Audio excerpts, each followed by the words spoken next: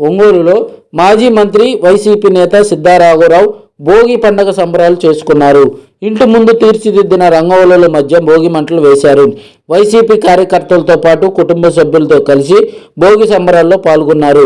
ప్రతి ఏడాదిలాగే ఈ ఏడాది కూడా భోగి పండుగతో ప్రారంభమయ్యే సంక్రాంతి సంబరాల్లో అందరూ సంతోషంగా జరుపుకోవాలని అభిలాషించారు.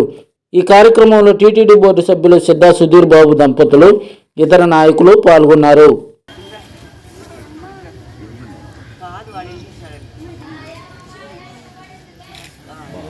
Madam madam madam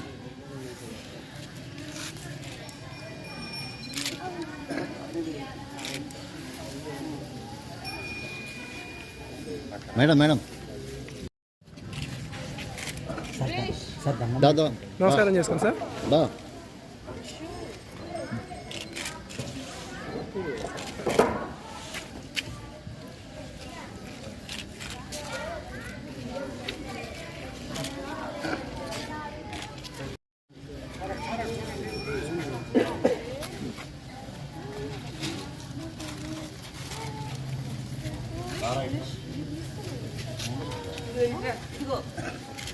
sir Sudheer గారు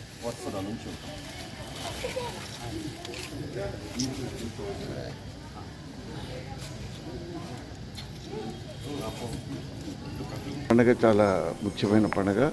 దేశవ్యాప్తంగా రాష్ట్ర వ్యాప్తంగా కూడా ఈ పండుగని అందరూ కూడా జరుపుకునే పరిస్థితి. ఇటువంటి పరిస్థితుల్లో భగవంతుని ప్రార్థిస్తున్నాను. మంచి పాడి పంటలతో ఈ రాష్ట్రం దేశం బాగుండాలని కోరుకుంటూ సంక్రాంతి శుభాకాంక్షలు రాష్ట్ర ప్రజలకు అందరూ కూడా తెలియపరుస్తున్నాను.